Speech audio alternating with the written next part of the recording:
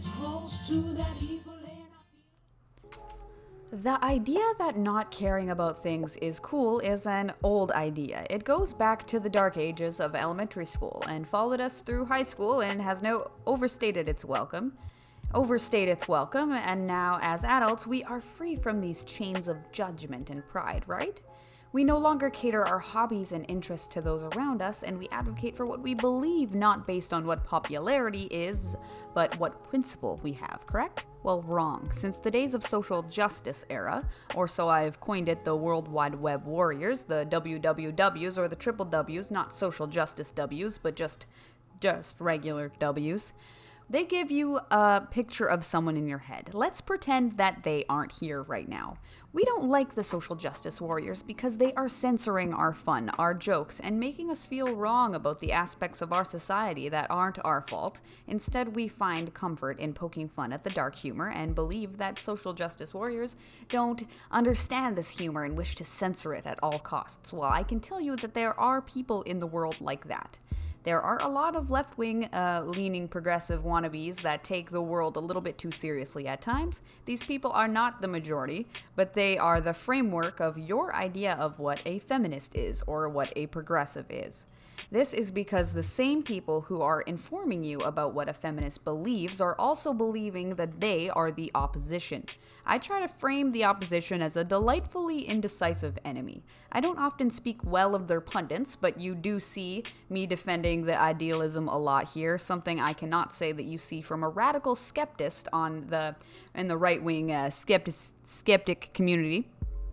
The basis of a lot of the vitriol that comes from the right is rooted in the idea that when the left cares about something, it ruins it for the right.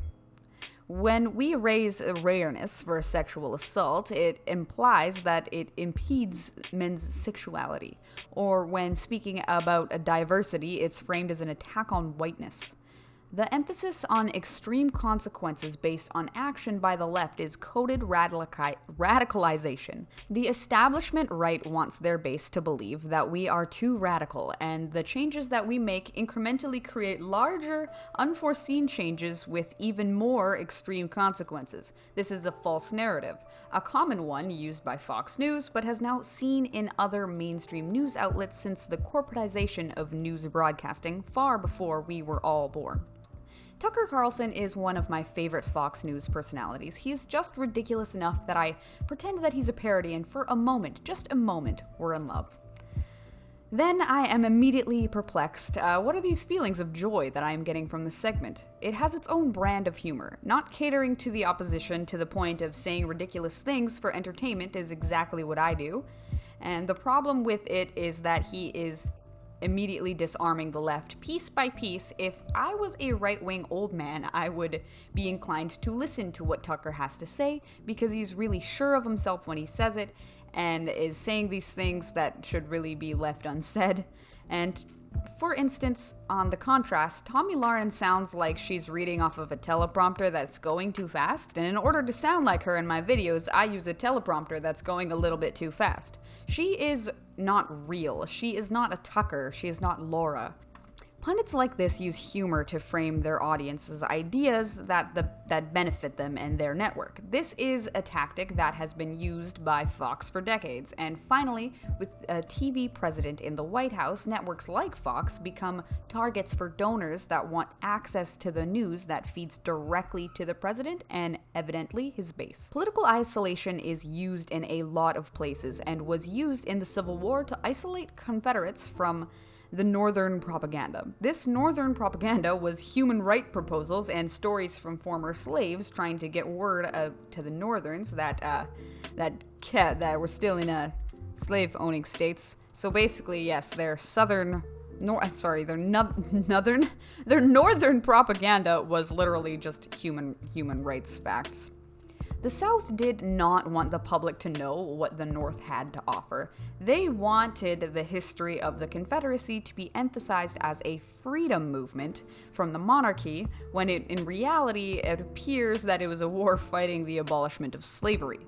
They will try to tell you differently, but I, for instance, grew up in a country that teaches the objective truth about the US history and not its all, and I know that it's not all red, white, and blue fairy tales of freedom and bravery. It's a story about greedy Europeans not acknowledging occupied land, illegally immigrating to occupied land, and pillaging a culture for financial gain, enslaving tribes of unwesternized Africans to create a capitalistic reliance on slave labor that translates into the exact system of base wage labor that we use today to exploit low-income Americans, and that's basically the T. If the opposition right can downplay the effects of slavery on the US economy, what makes you think that they are capable of addressing real wealth disparity? The only social safety net conservatives rely on is being born white and rich. Other than that, it's the bootstraps for you. What they don't know is their grandfathers took my grandfather's bootstraps a long time ago, and I'm not necessarily asking for them back. I just want you to know who is responsible for taking the boots before you make fun of me for not having any boots in my generation. But now, luckily, I bought my own boots, and they are brand spanking new. And a lot more friggin' expensive than yours. So why are we talking about Civil War and old boots? Because of this idea that our struggle is not worth the trouble because it causes those around you, it's hard for those around you to address. I have had German friends with Nazi grandparents, and I have had a lot of settler friends with great-great-grandparents who have, yes, killed Indians. This does not mean that my friends owe me an apology, or that they owe society. What they owe society is to not perpetuate the same ideas that hurt my ancestors. Colonizers, i.e. Euro-Americans, have this responsibility to respect our pain, and we're not asking you to fix it, we're just asking you to stop questioning its validity. Back to today. I see an influx of hate coming from the right when we chose to care about climate change. A skeptic's goal is not to question the source, but to question the value of the idea of climate change. Why is a contrarian's duty to not find the truth, but to shut down the exact question? Ben Shapiro is not a bright guy. I could crack his idealism open like a coconut with the right approach, and we have many times on this channel. Why I am mentioning old Benjamin is because he is the master of the bait and switch debate strategy that the right uses time and time again. Penn's tactics only work if you are debating for a yes or no answer, which is not really how government works. The policy is also a spectrum. The effects and results that need to be assessed are not overblown for political gain. Their base has been trained to categorize all that is left-wing to be extreme and bad, while blindly advocating for right-wing policy when it directly contradicts their Republican values, i.e. small government and low interventionism. When Ben will make a point, then let's say family values, and frame it and say yes or no question. In or out, up or down, left or right. It is not an intellectual strategy, this is a classic bait and switch. Bait the audience with one narrative and switch positions to the extreme to inflate the consequences. What is edgelord culture and why are teenagers so inclined toward it? I have some anecdotal evidence to present, so let's take it with a grain of salt. Kids are naturally egalitarian.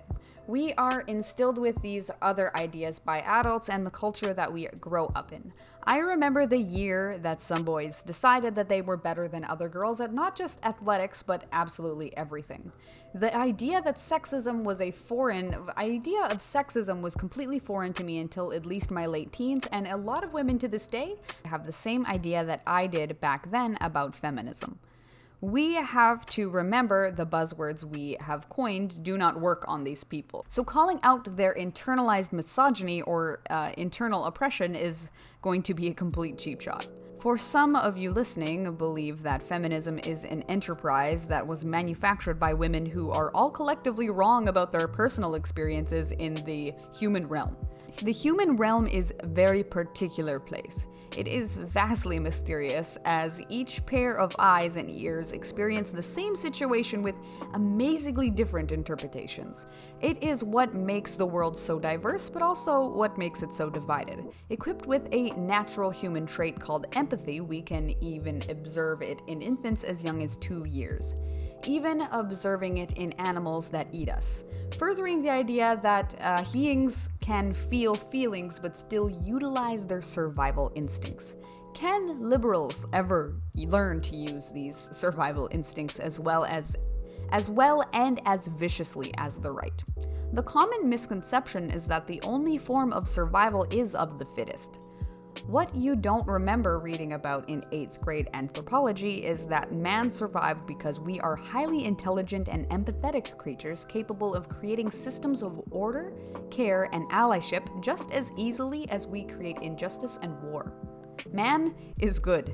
Take that, Jeff Winger, you handsome tablecloth. The answer to the previous question lies in your own experience here. I can't tell you how to feel, I can't tell others how they feel, and you can't tell others how they feel. If you don't experience oppression in any form, call yourself lucky and ride that golden pony all the way home.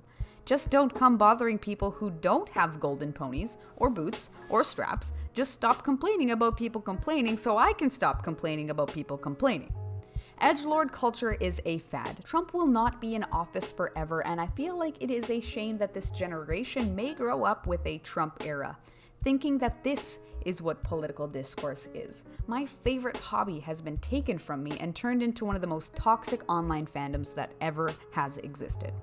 They don't even know the canon. They only watch the latest season. It's just frustrating. They are bandwagon, non-canonical wannabe diehards that will literally move on if their guy loses the next round. I am done with them. You don't even know what side I am talking about. I am talking about both sides right now.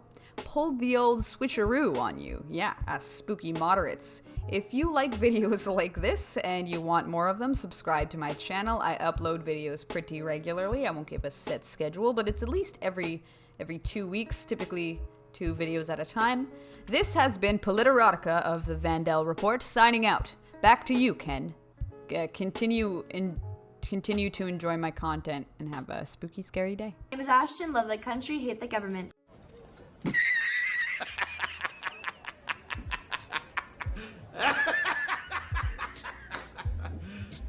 You serious?